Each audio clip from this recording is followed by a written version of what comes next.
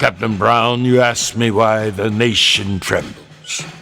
It is because Congress has now put its full weight behind the Fugitive Slave Act of 1850.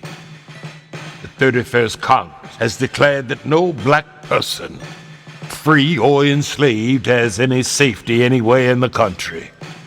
Man may stand on free soil and breathe free air, and if he can't show free papers, he can still be dragged back into bondage without so much as a word in his own defense. Frederick, you speak as if this is something new. This wickedness did not begin in 1850.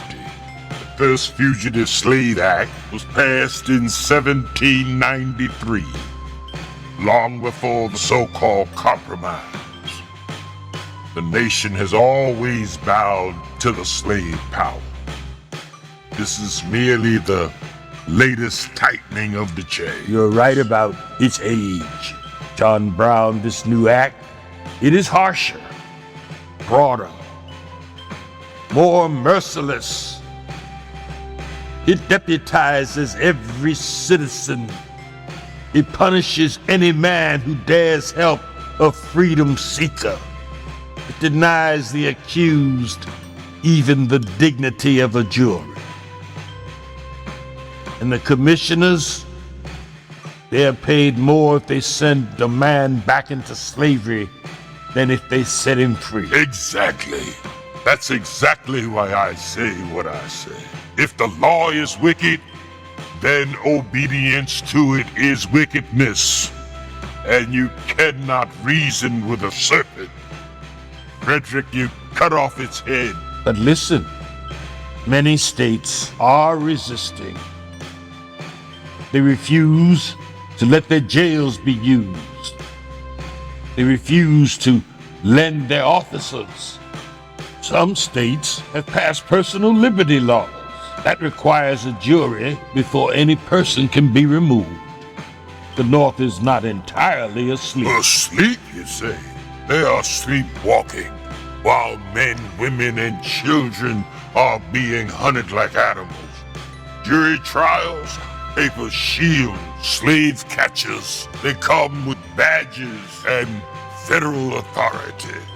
And you know as well as I do, free black men have been seized, shackled, and sold south with no proof required. Your own words, Frederick. Why, even free men were captured and sold. Yes, I have seen it. I have lived it, and I know the terror it brings. And how can you speak of patience, or faith, or hope? Hope does not stop a man with a whip.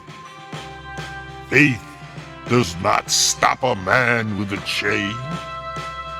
The slaveholder will not be persuaded by scripture or conscience.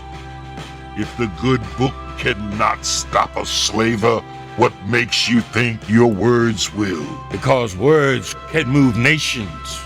John Brown, words can turn the heads of millions.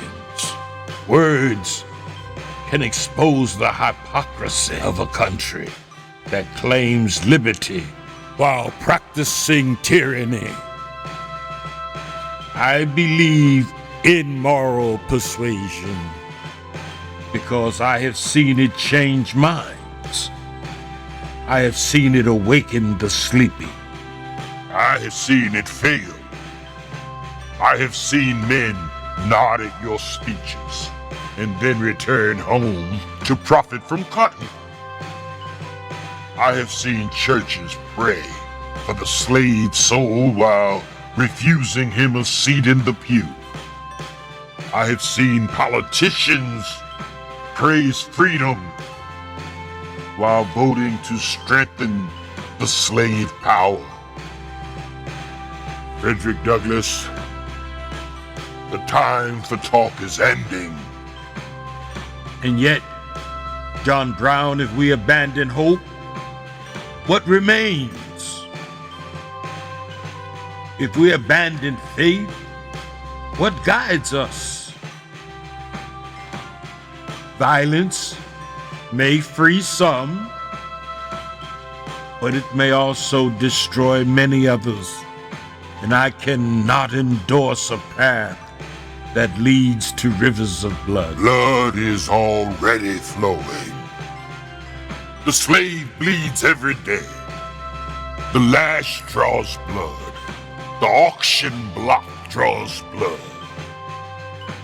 The only question is whether the oppressed will bleed alone, or whether the oppressor will finally taste the cost of his cruelty. I do not deny the righteousness of resistance. I only fear the scale of the storm you wish to summon. Storms cleanse the air. Storms uproot the rot. Frederick Douglass, I do not ask you to abandon your voice. I ask you to understand that some of us must take another road. You keep hope alive. You keep faith alive. But as for me, I will keep a loaded gun. I will keep believing that this nation can be awakened without having to be burned to the ground. Let us walk our paths side by side, if not step by step. You strike the mind and I strike the chains. Perhaps together we may yet see freedom. Perhaps we shall, John Brown. Perhaps we shall.